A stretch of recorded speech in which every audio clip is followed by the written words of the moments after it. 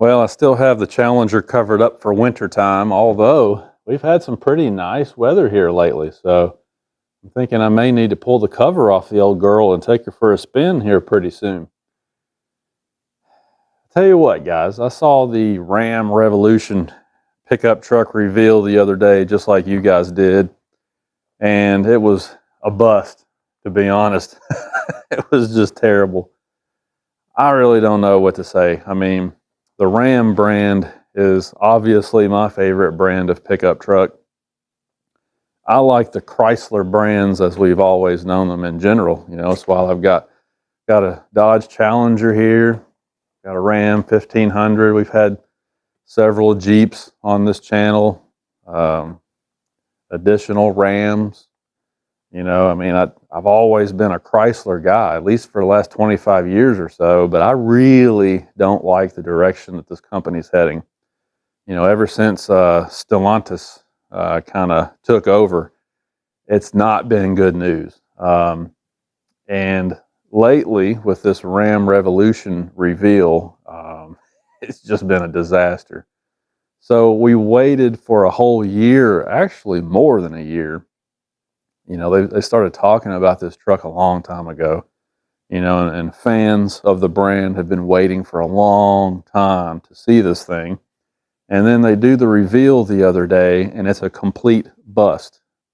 They didn't give us any specifications whatsoever. I mean, they didn't talk about how much payload this truck's going to have, what kind of towing the truck's going to have, what kind of range the truck's going to have, how long is it going to take to charge it. Any idea about pricing, cab configurations that might be available? Nothing. I mean, they didn't give us a single stat or, specific when it comes to capability. They just kind of showed this truck off, and that was the end of it. They kept making a lot of bold claims about how they're going to lead the class, but they didn't tell us how they're going to lead the class, So it was probably the most disappointing truck reveal that I've ever seen in my life. But what we do know is that this truck, the Ram Revolution, when the production version finally comes next year, it's going to be heavily toned down from what they showed the other day. The one they showed the other day looked like something from the RoboCop movie. I very seriously doubt that the production one's going to look like that. Obviously, it's going to be toned down. We know it's going to be super expensive. And it's going to have the same issues that the current Ford F-150 Lightning and the soon-to-be Silverado EV are going to have, which is your range is going to be miserable when you're towing a trailer. The vehicle's very heavy. It's very expensive. It's just not practical as a pickup truck. Now, if you're somebody that just drives around, okay, whatever. But when you're going to make a pickup truck to compete against the trucks you're already making, don't you think you ought to at least give it similar capability? And the fact is they just can't. I mean, you can't build an electric pickup truck that can go 500 miles with a trailer, because if you did, it would cost $300,000.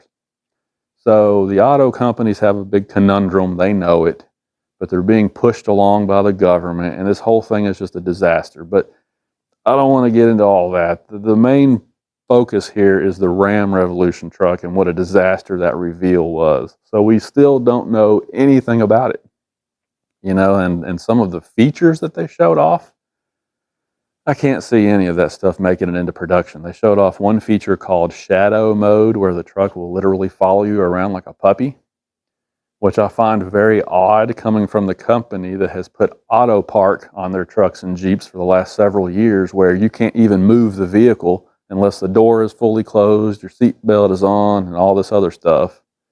Okay, that company is going to now make a truck that you can also get out of and walk around, and the truck will follow behind you.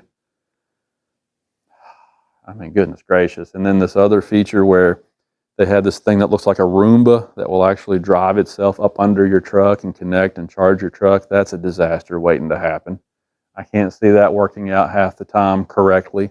Going to get run over by people and everything else. So, they're showing off this stuff that's all like smoke and mirrors, I think.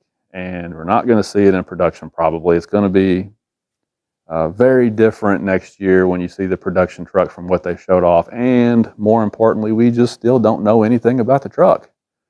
You know, truck guys want to know, can this thing carry my camper? Or can it pull a camper if you've got a tow behind? You know, can I take my boat to the lake with it? How far can I go on a full charge if I've got my stuff with me? You know, that's the stuff we want to know. And they didn't tell us any of that. So I'm just very disappointed. You know, speaking of the Challenger, I mean, it looks like they're really going full bore with this EV stuff. You know, they may still have the Hurricane engine as an ICE option in the Challenger. We really don't know. They've been kind of vague about all that too. In fact, some sources say the Challenger's going away. The Charger's going to be the only one, and you'll be able to get the Charger maybe in a 2-door and a 4-door variant, but there won't actually be a Challenger anymore. I mean, that's been going on for like, what, 2 years now? 3 years? That they've been talking about the new electric cars, and we still don't know specifics on how that's going to play out. I mean, this company is just, I don't know what's going on with them, but they're just not giving customers the information that we need anymore, and it's really frustrating.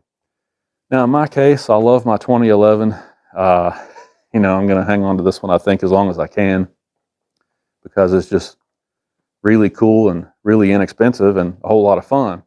So it doesn't really matter to me, but, you know, these guys that are going to be looking to buy a new one, you know, if they find out that you can't get a V8, you really honestly can't get a V8 anymore in a Challenger, well, what do you think they're going to do? They're just going to go down the street to the Ford dealership and buy a Mustang, you know?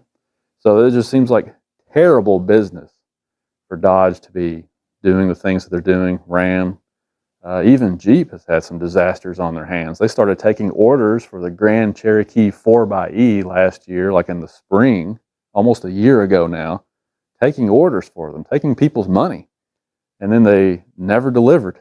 So, and then and on top of that, there was no information. Like, when are we going to be able to get our Jeep that we already ordered and put a deposit on? When are we going to see it?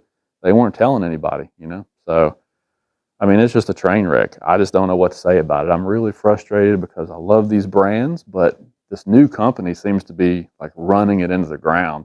I think 2 or 3 years from now, they're going to have some serious problems on their hands. I really think so.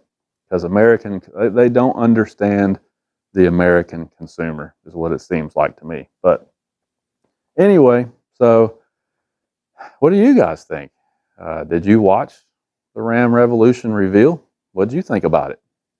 I mean, am I just being a little too hard on them? Or is it kind of crazy to introduce a new truck and not give any numbers or specs whatsoever? I just thought that was crazy. I've never seen that before in my life. Usually, in history, every single time that an automaker, you know, reveals a new pickup truck, that's like the only thing they talk about. You know, our payload's going to be this, and we're going to give you this much towing and range, and, you know, they're like lauding the, you know, all these great features, you know, and specs and numbers. You know, they're like really proud of the numbers that they've engineered into their truck, you know, because that's what matters. And that just didn't happen this time. But anyway, I digress. What do you guys think about it? Talk to you later.